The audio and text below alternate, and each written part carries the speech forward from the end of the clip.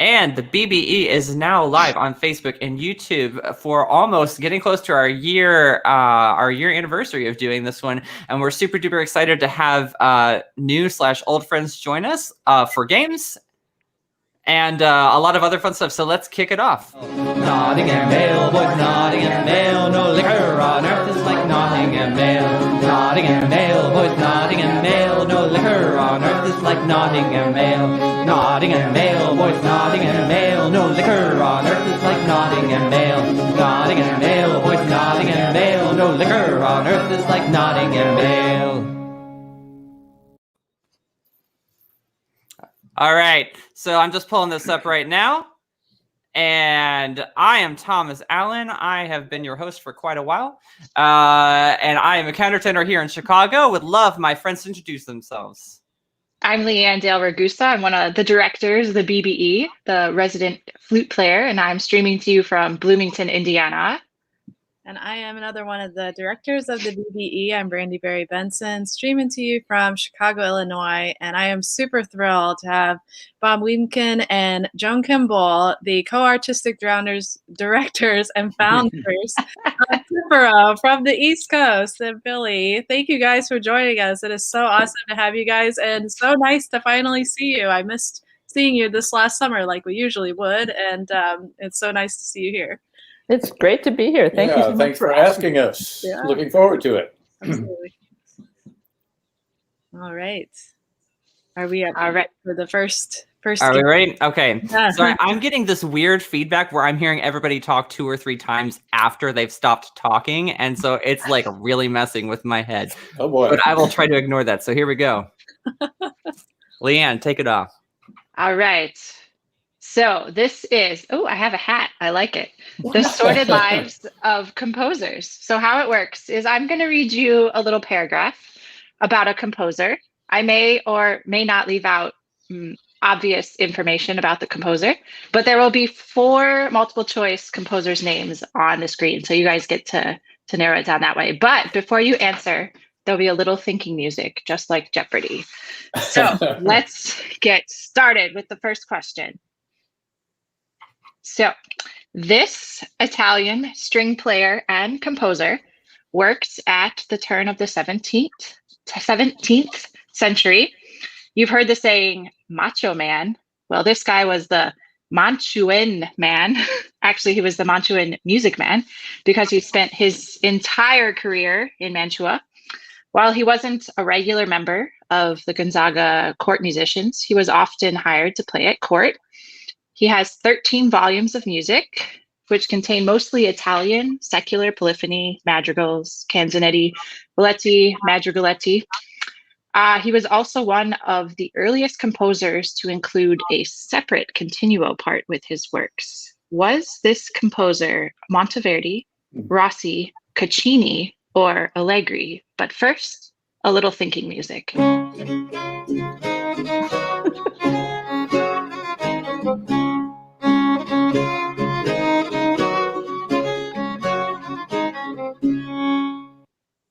Any guesses from our guests?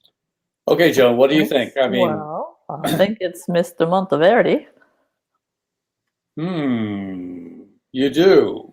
Well, it was a little tricked off by the fact that he spent his whole career in Mantua. Well, that's true, yeah. Yeah, that worries me. I'm wondering, and she also said they were mostly secular works, so if it's not Caccini.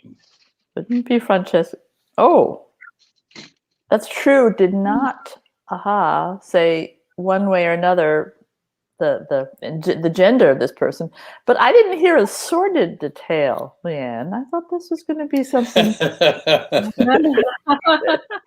Or is that coming up? Some of them are a little juicier than others. Oh yeah, right. Okay. Well, that's a good point, but I don't know enough about Francesca where she was, but maybe she was in Mantua. Could have been. I will give you a hint. Okay. The picture is related.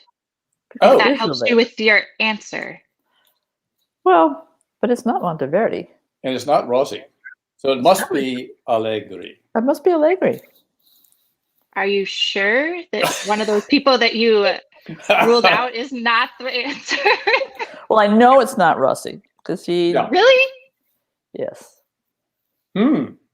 because he didn't do mostly secular music. He did a lot of sacred and instrumental stuff. But Okay. Well, it looks to me like it could be. But it Rossi, could be, actually. and he was in Mantua. That's true, but I didn't realize he wrote a lot of secular stuff. But, He's got that Mantuan nose going on there. I think. well, Okay, so I guess we have to go with Rossi. Okay. What about Thomas or Brandy?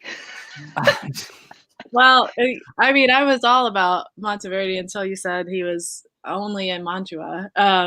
So I guess I will also have to go with Rossi as well.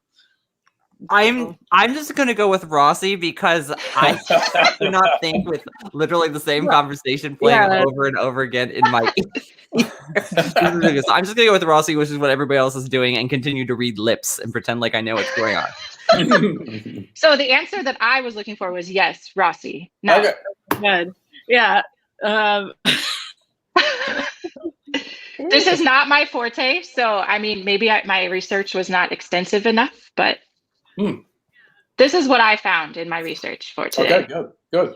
it's funny. I mean, because I usually associate Rossi because he was Jewish. He wrote a lot of Jewish, said a lot of Jewish psalms in beautiful 4, 6, 8 double choir settings, and we've performed a lot of that music in the past. So that's why Right. I sort of was saying secular magicals. Oh, Well, I did leave out the fact that he was Jewish because I thought that would give it away. That would was a definitely have given it giveaway. away. Right? Yeah. Right. Well, you got the answer right, so you're off to a good start. Okay. All right. Number 2. This Italian Renaissance composer wrote 2 famous instrumental treatises for recorder and the viol. Both treatises provide very detailed instructions on sound production, fingering, and articulation, but also there are a gazillion tables of passaggi that show you how to improvise a melodic line. He also played the Piffaro for ceremonial and public outdoor events, and he played the viol and recorder at the palace. Was this Galilei, Ganassi, Agricola, or Zarlino? But first, a little thinking music.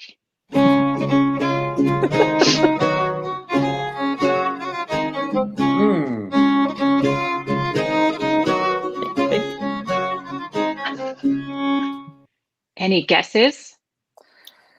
Well, Oh yeah. Yeah, definitely. Go ahead.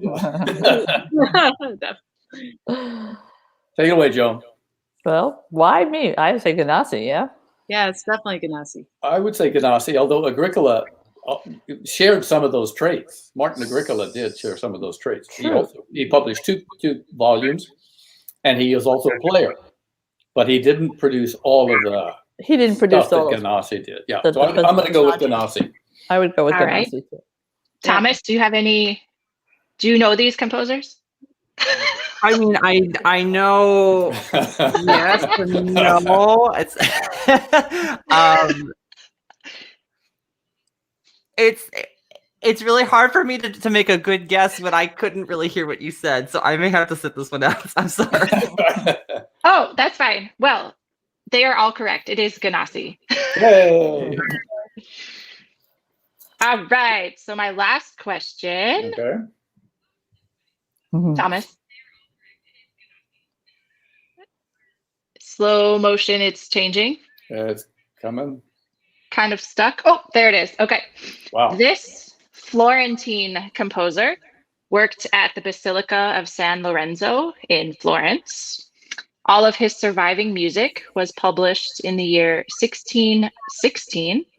Most memorable of his compositions is his Orfeo Dolente, which was written for the raucous carnival celebration that year. The piece recounts the timeless story of Orpheus's fall and was composed as a series of intermedi, or pieces that were slotted between acts of the play. Was this composer Casati, Bili, Monteverdi, or Marenzio? But first, some thinking music.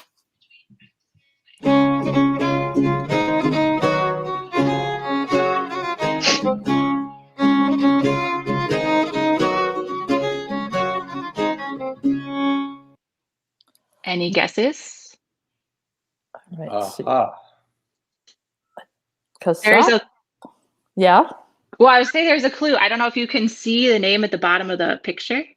Mm-hmm. That's the librettist. I don't know if that helps, Oh, a little. but maybe not because part of it's cut off. But Yeah, they can see it. We know but, who it's not. We know who it's not, at least. Gabriello Chiaretta or something like that. Chia something or other. it's not Marenzio, is it? No, Marenzio's It's a little too late. too earlier. He's a little earlier. Right, and he was published throughout the late 16th century, and I've never heard of either Belli or Kazati. Kazati. Have you? I've heard of Kazati, definitely. Yeah, I've played a little bit of his. Yeah.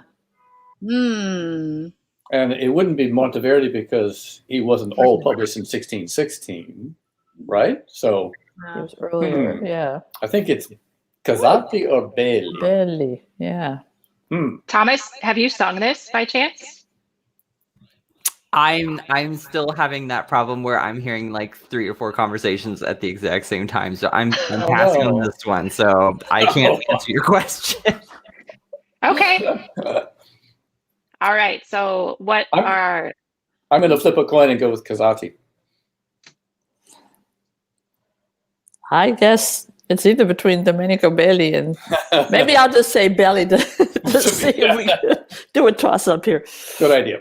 What was the publication in 1616? That was all the music, or what? Or everything had been published by then, or just all of it was published during that year.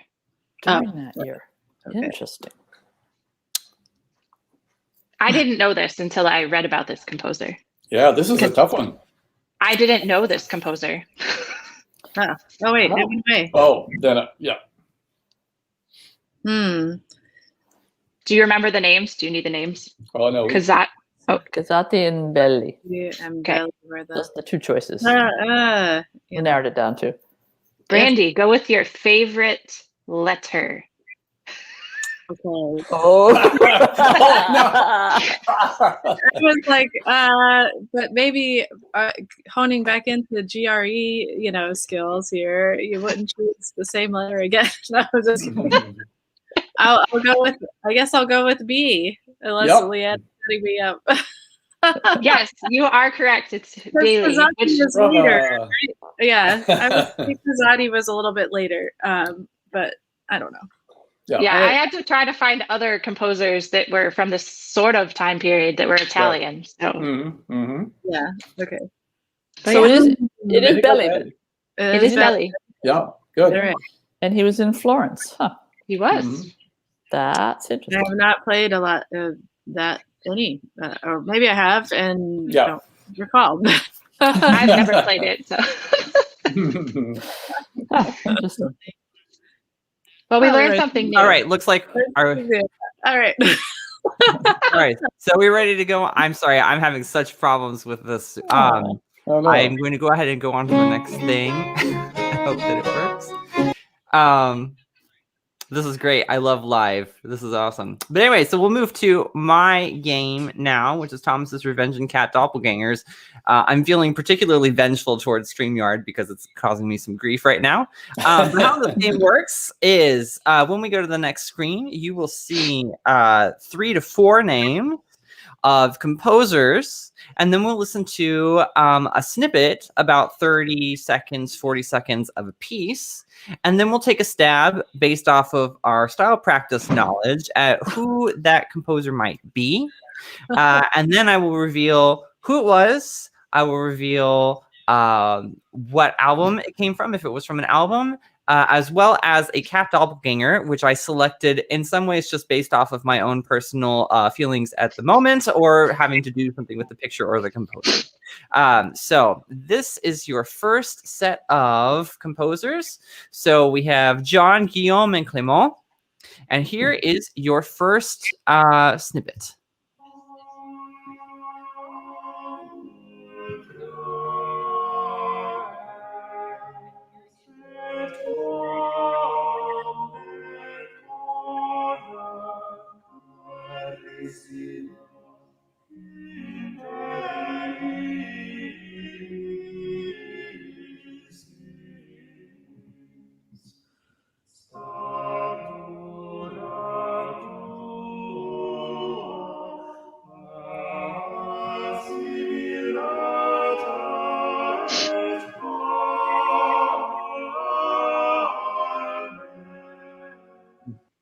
All right, I think it just ended. So do we have any idea who this might be? Wow. Funny, Well- it seemed. Go ahead, Bob. Oh, I was just going to say, I was really up in the air until one of the last cadences that I heard, and that sort of suggested to me that it wasn't Janikamp. So thinking that it was Dunstable, but Yeah, it's interesting. In the beginning, I thought, well, there could have been some of Janica has done some, sacred music like that. But you're right. The sort of the cadential and sort of Faberdun style at the end was, and it didn't sound like Dufay. So I think I would say Dunstable also. Unless it's some of that, there was some interesting Clément and Janican stuff that he did do, some of his sacred stuff that sounded earlier. So I don't know. okay. But I'm going to say Dunstable. I'm going to say Okay, Dunstable. so we got some Dunstable votes. Mm-hmm. Leanne, Brandy, any thoughts? I'm actually gonna go with Jonican. Yeah, I'm gonna go there. Let's just see and cover some of our bases there. I agree that it's not. I don't think it's Dufay. Yeah, I don't think it's Dufay. I'm not sure. I'm just going to go with A. Good old John. Okay. Well, for those of you who picked him, it was in fact John Dunstable, and I mostly just picked it because I thought this picture was great with the nose. But you're right, this is John Dunstable, Quam Pulchra S by the Hilliard Ensemble. And because of the nose, I had to find a cat with a great nose, and there was one that kind of matched up with random options that I was able to find. Yeah, okay. So, excellent job for those who picked Dunstable. Now, my next one's a little out of the Renaissance. I know that, but I just couldn't resist it. Here you have actually several cover bands that function in working in medieval music, or at least medieval covers of contemporary music. These are all real bands. I didn't make any of them up, actually several more. So we can totally look them up. But here is your next selection. And you'll see what I mean when I talk about cover bands.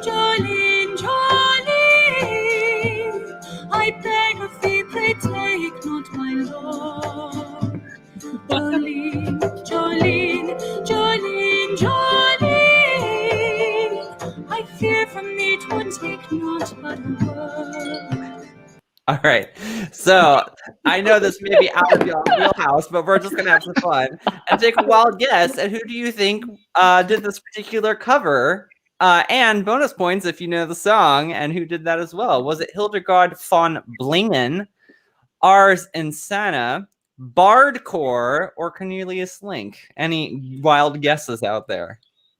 Believe it or not, I heard this piece. I actually have heard this piece. But can I remember who that was? No. But somehow I think it's Bardcore. Bardcore. I was going to say that too, but I don't know why. I'm not sure why. I was going to say that. Super Bardcore, that's fine. Yeah. I was going to say Bardcore just because I like the title. Nothing more than that. No, Hildegard von Blingen, that's pretty good. That was nice too. Yeah, I All think right. I would go with C though, as my guess. Well, it's interesting. Bardcore is very prolific in a lot of their music, but it was, in fact, Hildegard von Blingen. Wow. Being the icon from her particular YouTube channel. Hardcore or Bardcore seems to do a lot of rap adjustments. You'll hear a lot of Eminem and things like that.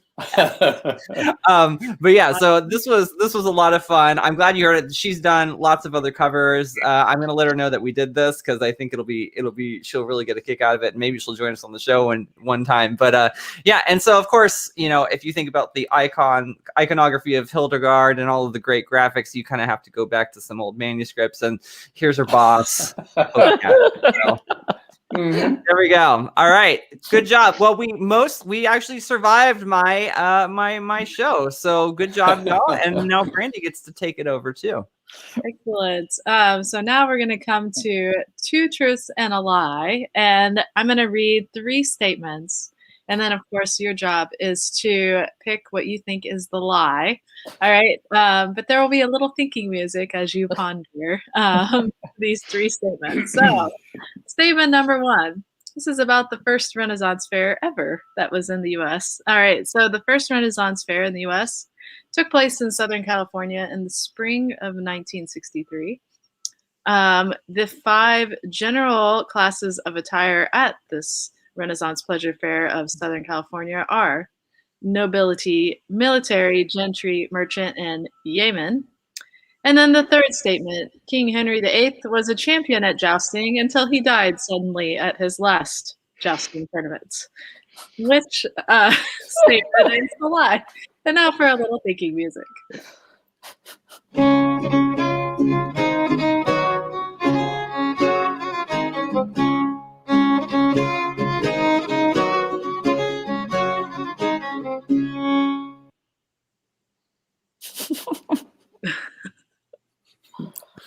Wow. I don't think Henry VIII died that way. I think it was actually it was Henri IV of France, I think, died from a jousting episode. I think that's the lie. All right, Bob, what do you think? Well, I think that the California references just ring true. I mean, come on. In '63, it could have started then, and the classification. Yeah, I'm going to go with King Henry. I don't think he died jousting. Excellent, Thomas, Leanne, what do y'all think? I'm going with the King Henry as well. I think the other stuff looks legit. Same here, but who knows? Brandy probably changed one word. Right. No, I wasn't that mean. And it wasn't, in fact, that King Henry VIII did not die actually jousting. He did from natural causes. However, I think he did have a jousting accident with his leg, which did not go well, which may have contributed to his death, but it certainly wasn't a sudden death at a tournament. So Good. you guys are right. All right, the next batch of statements here. This is all about our beloved Queen Elizabeth I here. So first statement. Queen Elizabeth I, ironically named the Virgin Queen, was extremely promiscuous, and it is well documented that she had many secret lovers as well as suitors. Second statement, Elizabeth I was declared illegitimate after Henry VIII's marriage to Anne Boleyn was annulled. And then the third statement, Elizabeth I was proficient in a number of different languages, including Latin, Greek, French, Italian, Welsh, Cornish, Scottish, and Irish, to name a few. So, which is the lie? And now a little thinking music.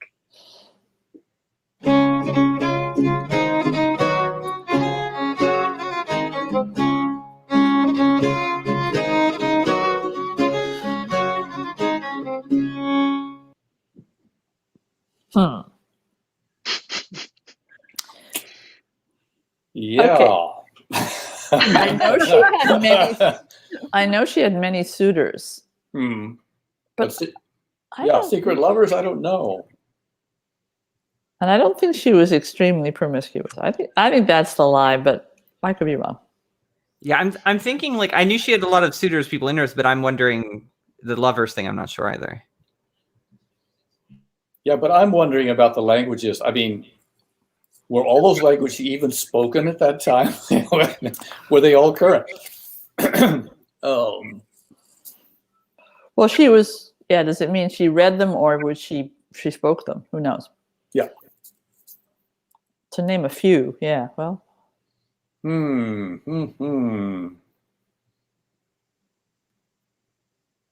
also, if you say Irish, it's not Irish; it's Gaelic. Well, Gaelic, yes. Okay. All right. It was late last night. Okay. So that wasn't just thrown in there to trick us then. Okay. Right. No. That's Okay. not. That would not be the thing that would trick you. If Okay. yeah. Wow. I think I would have to go with number 1, too, as well. She had suitors, definitely.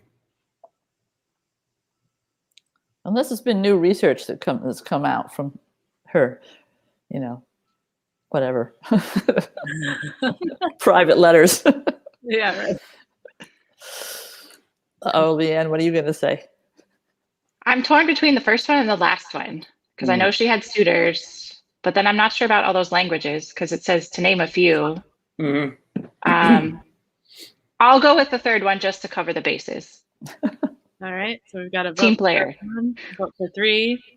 Any other votes?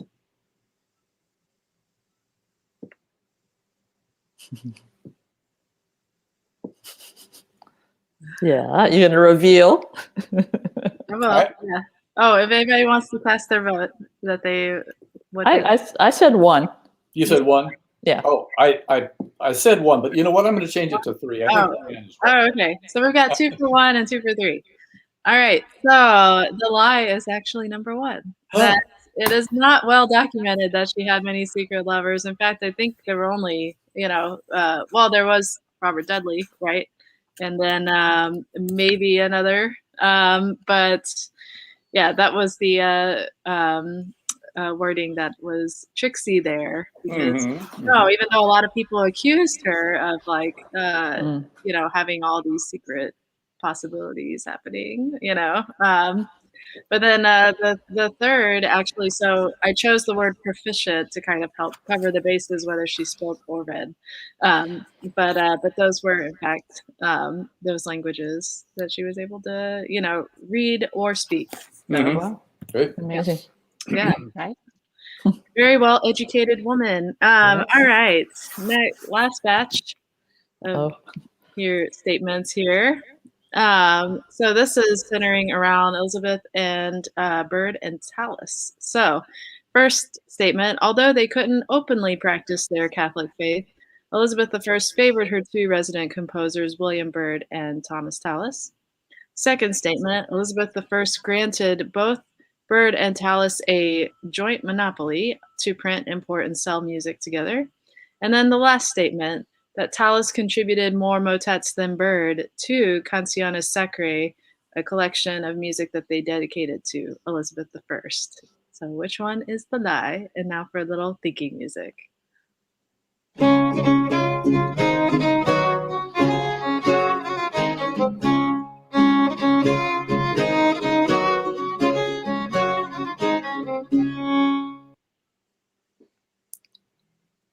I think I know. I think I know. Yeah. All right. Excellent. Well, I think. Well, wait till see what Leanne and Thomas are still thinking. Yeah. I really have no idea. So, I mean, I could just guess. I don't really know a lot about this. Not my forte. Thomas looks like he doesn't know really either. Will you enlighten us? Okay, I think it's 1 because I think Tallis was not Catholic. I don't think. I thought because he was. I'm not sure about that because Byrd and Tallis were her favorite composers. Well, It's true, but so yeah.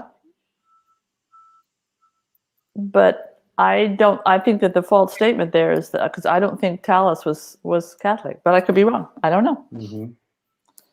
Well, and I know that Byrd was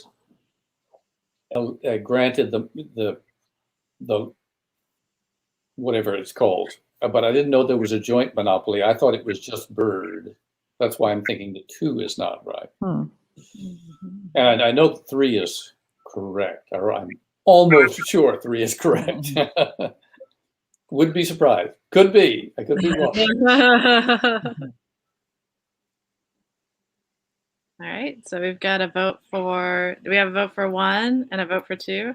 Mm-hmm. All right, Thomas, Leanne, you want to just throw a dart?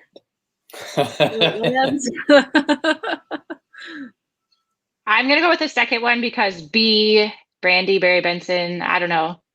All right, That's my GRE test taking skills. All righty, and Thomas is going to go with 2.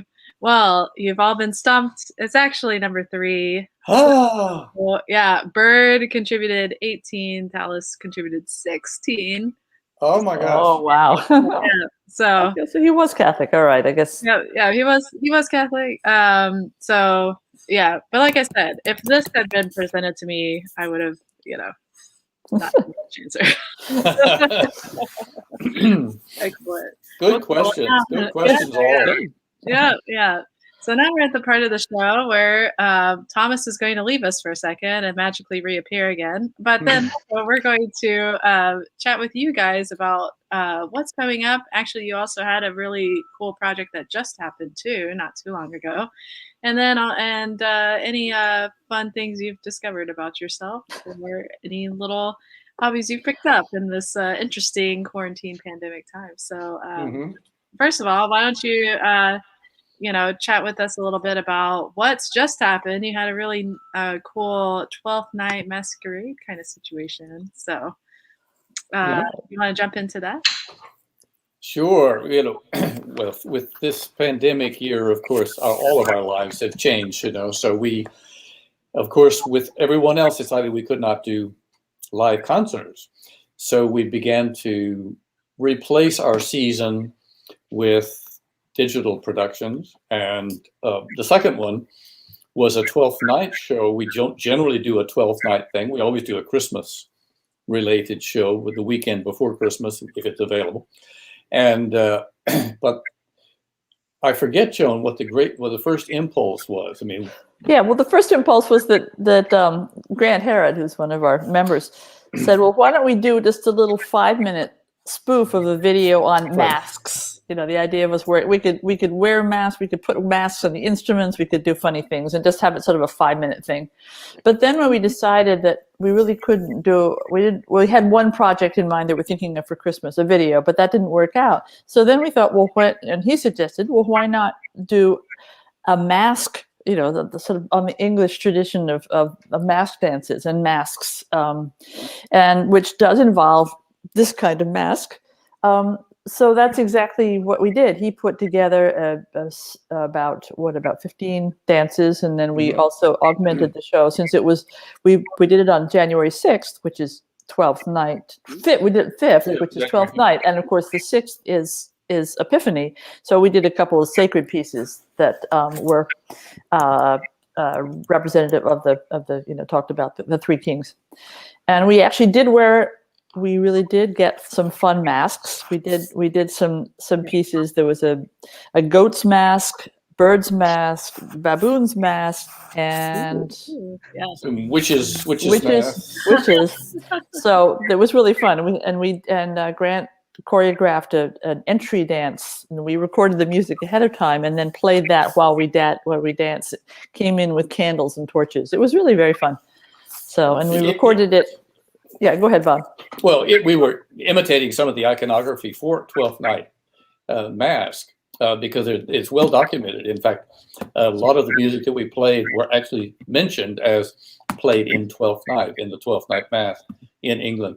So, a reconstruction of that kind of thing. And it was indoors in this large cathedral that we perform in that is free of pews. So we had the full run of the space and could set up scenes in different places. So it was a lot of fun, and it worked out quite well. Nice. That's awesome. Very cool. And where can we watch this? Unfortunately, it's not available anymore. We just had it for it's such a shame. We've made 2 very extensive video projects this year so far. We made one in the fall that was based on Jacob van Eyck, the early 17th century Dutch composer, player, who also was a carillonneur as well as a recorder player. And we just streamed those for a week, and then they're only on private. They're just our private links now. But we do have one coming up, and it's the 3rd offering of our season is going to be a rerun of a video of a concert that we did in 2016 called The Musical World of Don Quixote. And it was a very lavish show. We had a big grant for it, so we had beautiful lighting. We hired the group New York Polyphony, 4 men singers, soprano Nell Snadis, whom I'm sure you know, Brandy. And you made Leanne, you do too. Yeah. Mm-hmm. And the percussionist Glenn Velez and Charlie Weaver. Yeah. And it was a beautiful show, and the video was such high quality that we thought it was worth redoing, and that's what people will see on March 5th. And if anybody's interested, you just go to piffaro.org and find out more information and get your tickets for it. Yes, absolutely. Tickets are very reasonable. I think they're $15. $15, yeah. Yeah. And it'll be about an hour, a little over an hour long show. And, about an hour and 15 minutes, yeah. Yeah, it would kind of tells the story in music of the Don Quixote saga. Yeah, absolutely. That's very cool. Yeah, that's awesome. Love it. And then we have one more coming in that will be aired in May, and this one radically different. It is called Fuguing from Obrecht to Bach, and it charts the whole history of contrapuntal writing, of fugal writing, from the late 15th century up to Bach. And we'll have guests, the group Kleine Kammermusik, who are basically a Philadelphia group. Yep.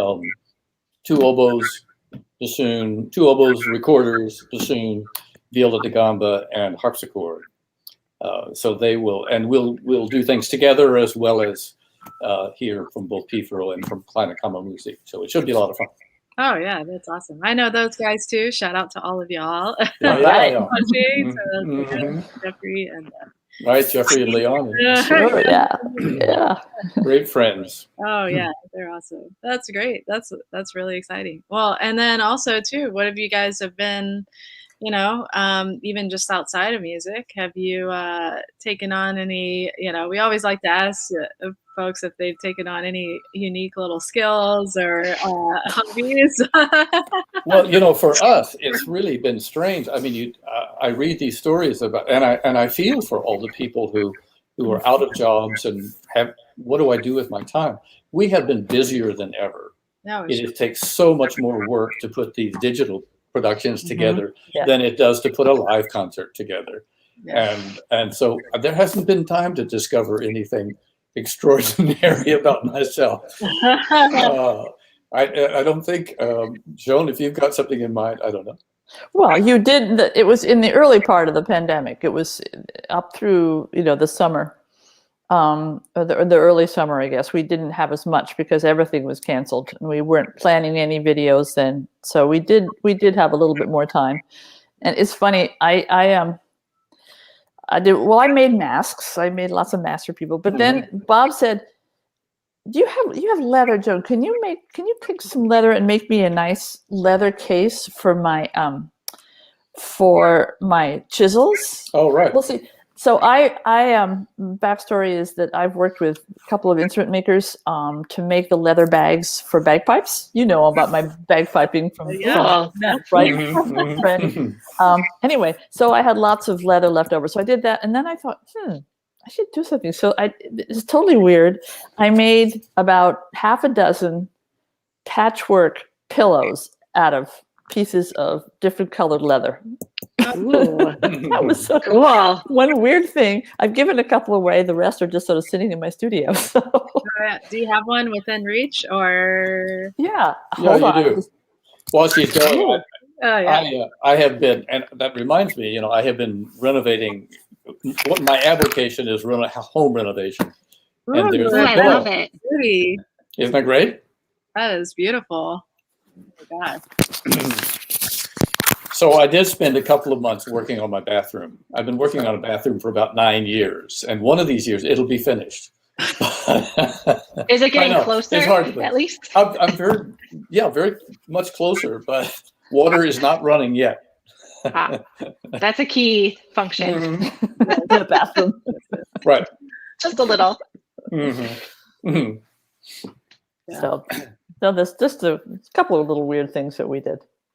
Yeah. Well, I mean, sounds very productive to me. I mean, and you've made some very beautiful things in the process. I love that pillow. That's awesome. Beautiful. Yes. Excellent. Well, so just so that people know where to go, it's to see your upcoming events. I mean, we have piffaro.org. .org. Yeah. Any last parting words that you would like to say? I mean, and or any other things that you guys want to chat or mention about? Well, I just want to say, I think what you guys are doing is just really great. I love that. I looked at your site and looked at some of the things you've done, and I just think it's such an innovative, creative way of bringing music to people. And I think that's what we need in all these different ways that actually that the pandemic has sort of opened up to us too. I mean, we would never have thought about doing these videos, and I think it's going to be a part of what we do in the future. So I just commend you guys for the wonderful work that you're doing. Oh, I agree. I think that we talk about returning to normal, but the normal is not going to be the same that we knew so well. That we will be doing different things in different ways. But the great thing about our video productions is that it has reached people around the world, whereas our live series is only there for the people in Philadelphia, the Delaware Valley. Some people come from New York and DC, but we have people listening from Russia, from London, from Japan, from Brazil, and all over this how would that happen any other way? Yeah. So. Yeah. No, I agree with you 100%. I mean, I think, in a lot of ways, it's also the things that were kind of viewed as like, oh, we shouldn't do those things online. That's just too impersonal, has now, become a lot more normalized and I think actually this kind of thing is going to become, I think it'll stay a fixture, let's just say, like even after the pandemic has passed, but I think in a good way that people have found a way to make online more personal, which I think is great. Right. Mm-hmm. And then, as you said, now we're not limited by geography anymore. Right. And in some ways we weren't before, right? I mean, like with the sale of albums and things like that. But then, but that was the only way you were able to reach somebody was with something that was already recorded in that way, but not, in the same way with video. And I think too, I'm sure you guys have, one skill I know that all of us have picked up is like the ability to do online things and having to record, and then all of a sudden having to weirdly like kind of splice and do like never had to do that before. We've all become much more technically aware and capable than we were before. Yeah. Right. Oh yeah. Well, and you had to learn. Yeah, right. You talked about choreography too. Like, how did that, how did that kind of change the concept a little bit, knowing it was going to be on HD video? Did that approach, I mean, I'm sure it was different than like, say, a live performance, right? Like how did that cause you to think a little more differently about choreography and things, even just not just with the dance that Grant did, but, with everything else surrounding it? Actually, what's interesting is that the whole thing about choreography started back with this Don Quixote project. We actually had a choreographer, and he choreographed some dances that unfortunately we're not going to put on the video because they didn't translate as well in a video. They're really something that you had to be there in the concert. But what that inspired us to do in more of our performances, to really think of everything that all our movements on stage should be choreographed, or not choreographed in a very formal sense, but just mindful. Anytime we move to get a new instrument or whatever, we really think about how that works and how we work together on stage. And so that's really been part of what we've done since the Don Quixote video, concert. And so that doing it in Grant's, this mass show seemed like it was just sort of part of what we've done before. Yeah, absolutely. Mm-hmm. That's very cool. Anything you would like to add, Bob? Or I was just going to say that I was going to underscore and say virtually the same thing. But one of the things we love to do in our productions are to tell stories with the music and with the choices of repertoire and how it's arranged. And the video productions allow us to do that even more now with video, and we can shape the visual to accompany and enhance the audio in a way that we couldn't before. And so that's been a really pleasant thing for us to be able to do. Right.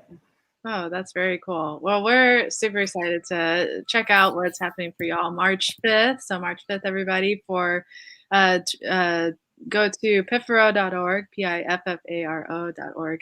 And we're excited that, you guys are keeping it moving. You guys are leading from the front, making stuff happen, in the pandemic, and it's awesome. So with that, we're going to be wrapping up here. I know Thomas has an outro for us, but I wanted to say thank you guys. Thank you, Joan, again. Well, thank you. It's great to see you all. It's so great to see you as well. Thank you. Okay. Thanks for having us, or thanks for being here. Thank you for having us. Oh, yeah. Yeah, I'm so sorry. I had to drop off, just some issues, and I'm trying to deal with them in chat. But thanks again, and here comes our outro. Mm-hmm. Nottingham Mail, boys, Nottingham Mail. No liquor on earth is like Nottingham Mail. Nottingham Mail, boys, Nottingham Mail. No liquor on earth is like Nottingham Mail.